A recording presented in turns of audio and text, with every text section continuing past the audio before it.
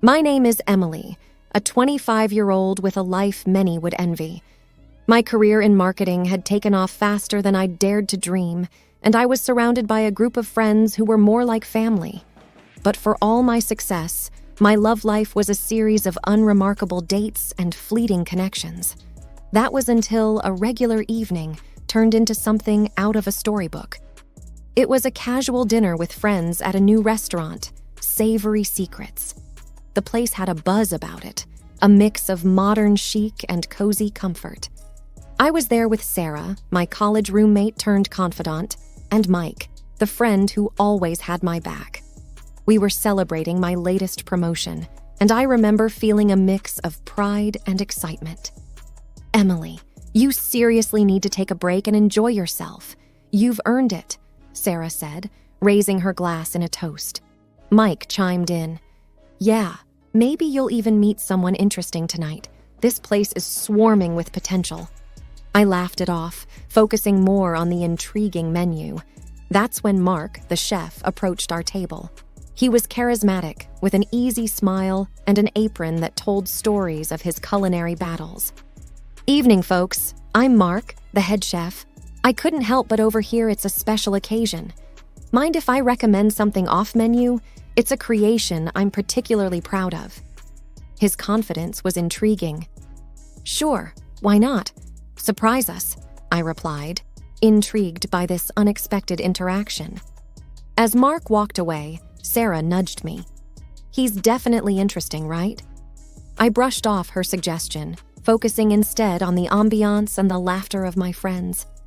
But I couldn't deny there was something about Mark that caught my attention. When the dishes arrived, they were a work of art. The flavors were complex and delightful, a perfect balance of innovation and comfort. Mark returned to check on us, and we struck up a conversation. He spoke about his journey as a chef, his dreams, and his passion for food. It was captivating to see someone so dedicated to their craft. "You really have a talent for this," I found myself saying. "This dish is amazing."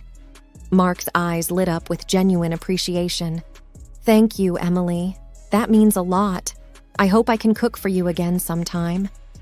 The night continued with more laughter and stories, but there was an undercurrent of something new and exciting.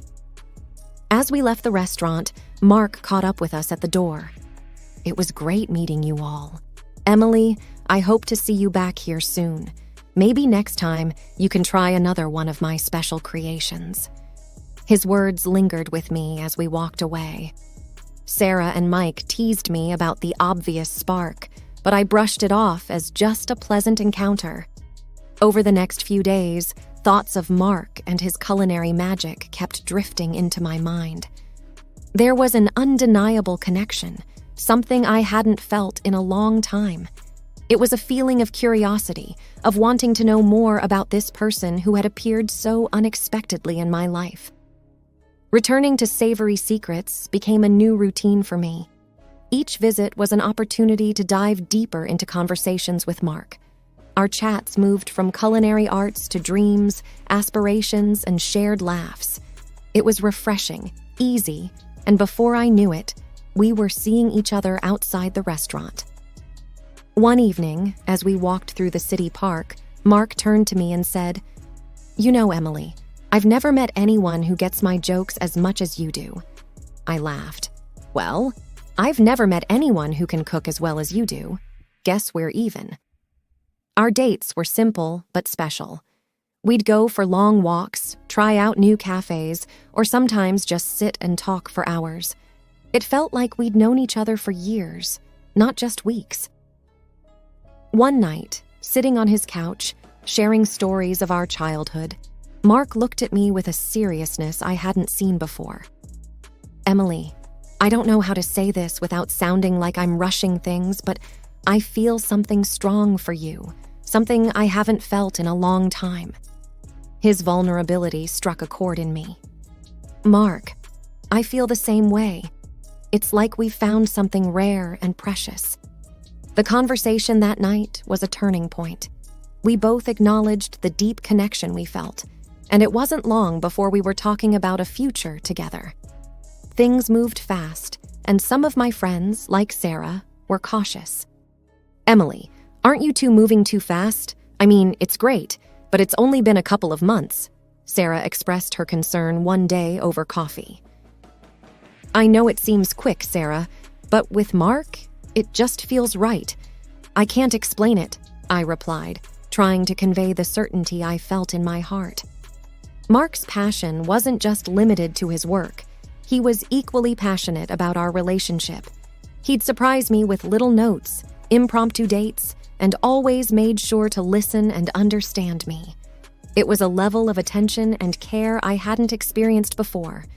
One evening, while we were having dinner at my place, Mark brought up the topic of marriage. "Emily, I've been thinking, what we have is unique. I don't want to wait to start our life together. How would you feel about getting married?" I remember feeling a rush of emotions, excitement, joy, a little bit of fear, but above all, a deep sense of connection. "Mark, I would love that. There's nothing I want more than to be with you." Our engagement was a whirlwind. We planned a small, intimate wedding, just close friends and family. The day was perfect, filled with love, laughter, and the promise of a future together. Looking back, those months were a blur of happiness. I had found someone who understood me, who shared my passions, and who made every day brighter. It was a romance out of a fairy tale, and I was fully immersed in the magic of it all. Our first year of marriage, a blend of joy and adjustments, was unfolding in ways I hadn't anticipated. The home I had always known took on new life with Mark's presence. Our routines intermingled, my early morning jogs followed by his meticulously crafted breakfasts, the quick kisses before rushing to our respective jobs, and the quiet evenings when we both managed to be home together.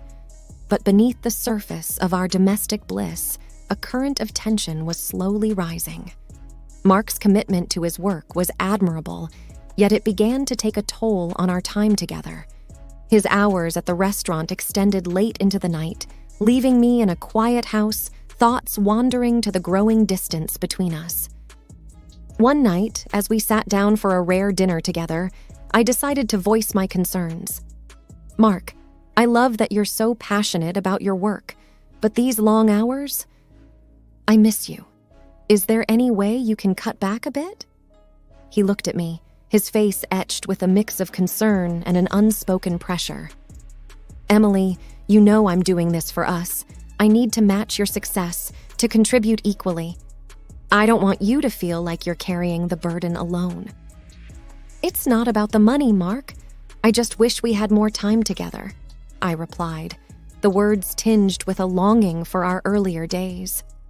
The conversation ended on a note of mutual understanding, but the issue remained unresolved, hanging in the air like an unsaid promise. It was amidst this delicate balance of work and home life that Mark approached me with a request, his voice laced with hesitancy. "Emily, there's something I need to talk to you about. It's my mom. She's having a tough time financially, and I was thinking, maybe we could help her out, like $1,000 a month?" I paused, taking in the weight of his request. His mother, a sweet woman who had welcomed me with open arms, was now in need. "Of course we can help, Mark," I said, my decision firm. "She's family, and it's important to support each other." Mark's relief was evident. "Thank you, Emily. This means a lot to me, and I know it will to her as well." So, we started a new routine. Each month, I would give Mark the money, and he would send it to his mother. I didn't control this process because I trusted him completely. It was a decision made from compassion, a gesture to support someone we both cared about. Yet, even as we settled into this new arrangement, the earlier issue of Mark's work hours remained a gentle undercurrent in our daily life. He worked too much, stayed in the restaurant for a long time, and often did not answer the phone. The routine of our married life continued, with me diligently transferring money each month for Mark's mother, and Mark immersing himself ever deeper into his work at the restaurant. Despite the semblance of normalcy, An undercurrent of loneliness persisted in the wake of his prolonged absences. I kept myself busy, focusing on my career, but the solitude in our home was palpable. It was during one of these routine evenings that a call from Lily, a friend living on the other side of town, stirred a whirlpool of doubts in my mind. "Emily, I've seen Mark around here quite often. He's always going to the same house with large packages in hand. It's been happening for a while now." Her words sent a chill down my spine. "Are you sure it's Mark?" "Yes, I'm certain. It's just odd, don't you think?" Lily's voice was laced with concern. That night, I confronted Mark. His arrival home was met with my anxious query. "Mark, Lily says she's seen you frequently at a house on the west side. What are you doing there?" For a moment, there was a flicker of alarm in Mark's eyes. "Oh, that! It's nothing to worry about. Our restaurant has taken on a community project. We're helping out some elderly and needy people in that area with food and necessities." His explanation seemed plausible, yet something in the back of my mind nagged at me.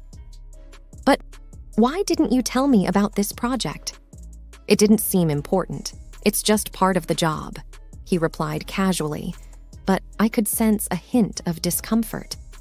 Wanting to believe him, yet unable to shake off my doubts, I pressed further. "Can you show me something about this project? It just seems a bit unusual." Mark paused for a moment, then took out his phone. He scrolled through his photos and showed me a picture of himself standing next to an elderly man, both smiling at the camera. "See, this is Mr. Thompson, one of the people we're helping." The photo did bring some reassurance, but the seeds of doubt had already been sown. The smile on Mark's face in the picture seemed genuine, and the elderly man looked like someone who could use the help. Yet, why did I feel like something was still amiss? That night, as I lay in bed, Mark's regular breathing beside me, I couldn't help but feel a mix of relief and lingering suspicion. The photograph had partly allayed my fears, but Lily's words echoed in my mind, and a small part of me still questioned the truth of Mark's explanation. The days following the conversation about the charity work and the photograph Mark showed me slipped by in a haze of half-hearted reassurance. I wanted to believe Mark, to trust in the life we had built together, but the seeds of doubt, once planted, refused to wither away. My uneasy peace was shattered one afternoon by an unexpected delivery. A courier van stopped in front of our house, and a young man rang the doorbell, a large box in his arms. "Package for you," he said, handing me a clipboard.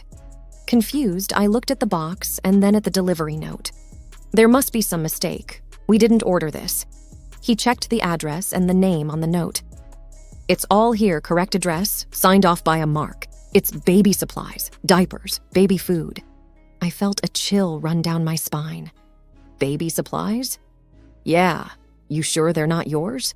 he asked, a puzzled look crossing his face.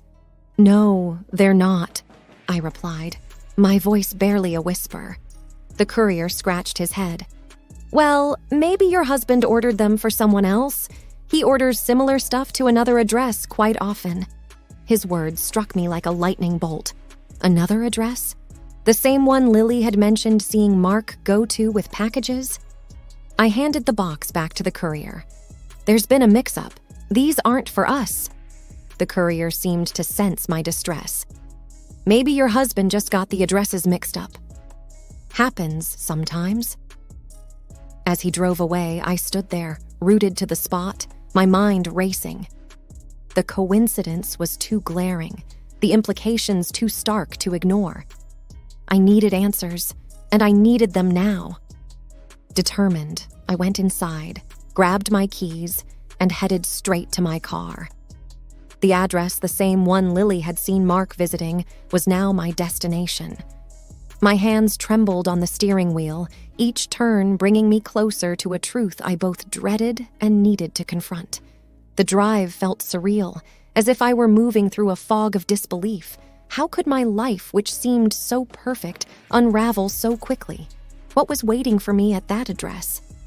I tried to brace myself for what I might find, but deep down, I knew nothing could prepare me for the reality of betrayal.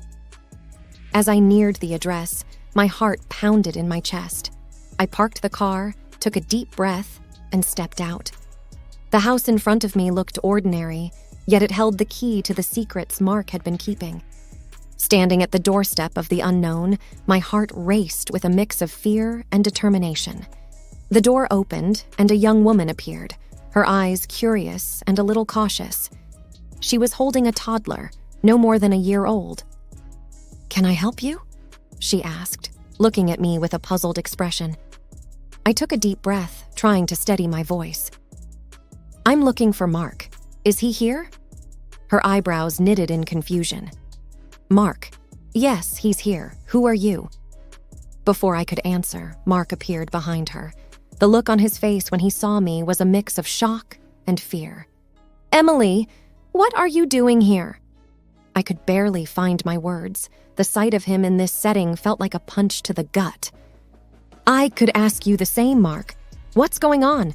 Who is this woman? And why are you here?" The woman looked from me to Mark, a growing sense of realization dawning on her face. "Mark, who is she?" Mark's voice was shaky. "This is Emily, my wife." The word wife hung in the air, heavy with betrayal. The woman's face turned pale, and she stepped back, her gaze fixed on Mark. "Your wife. You told me you were divorced." I felt the ground beneath me shift. Divorced? Mark, what is she talking about? Mark's eyes darted between me and the woman, his usual composure crumbling. "Emily, I can explain. It's not what it looks like." I shook my head, disbelief and anger swirling inside me. "Explain? How can you explain this?" The toddler in the woman's arms began to fuss, sensing the tension. She looked at Mark with a mixture of anger and hurt. "You need to leave, Mark. Now." Mark hesitated, his gaze lingering on the child, then turned to me. "Emily, please, let me explain. This is all a big misunderstanding." But the pieces had already fallen into place. The late nights, the secretive behavior, the baby supplies. It was all clear now. Mark had a life here, a life I knew nothing about. "Save it, Mark. There's nothing you can say," I said, my voice breaking. I turned and walked away, the sound of the closing door marking the end of the life I thought I had with Mark. The drive back home was a blur. Tears streamed down my face as the reality of Mark's betrayal sank in. He had been living a double life, and I had been oblivious, trusting him while he lied to me every day. When I got home, the house felt emptier than ever. The life I had built with Mark, the dreams we shared, everything felt tainted. I sat there, alone, trying to process the magnitude of what I had just discovered. The future I had envisioned with Mark was gone, replaced by a painful uncertainty and a deep sense of betrayal. The days following the revelation felt like walking through a fog. I moved through the motions of my daily life, but everything seemed dull and distant. The pain of Mark's betrayal was a constant ache, a reminder of the trust I had placed in him and how it had been shattered. Mark tried to reach out, his messages and calls filling up my phone, but I couldn't bring myself to answer. I needed space, time to think and to heal. The idea of facing him, of hearing his explanations, was more than I could bear. A few days later, I sat down with Sarah, my closest friend. Over cups of coffee in my now too quiet kitchen, I poured out the whole story. She listened, her face a mixture of anger and sympathy. "I can't believe he would do this to you, Emily. You deserve so much better," Sarah said, her hand reaching out to cover mine. "I just don't understand how I missed it. The signs were all there," I replied, the weight of my naivety heavy on my shoulders. "It's not your fault, Em. He lied to you. You trusted your husband, which is what anyone would do," she reassured me. Sarah's words were a small comfort, but the wound was still fresh. I knew I had to make a decision about my future, about my marriage. With Sarah's encouragement, I contacted a lawyer to discuss my options. The lawyer was sympathetic but professional, outlining the steps for a divorce and what I could expect in terms of legal proceedings. "I want compensation for this betrayal," I said, a newfound determination in my voice. "We'll do everything we can to ensure a fair outcome," the lawyer assured me. The process was draining, both emotionally and legally.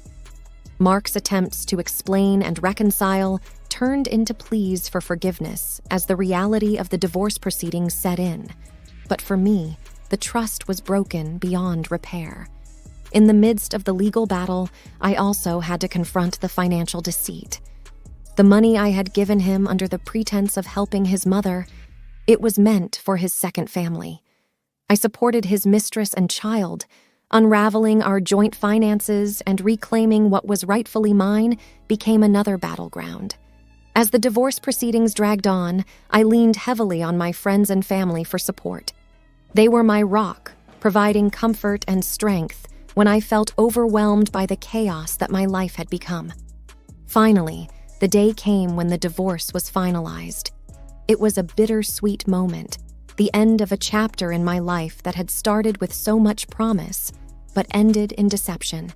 Standing in the now empty house, I realized that this was not just an end, but also a beginning.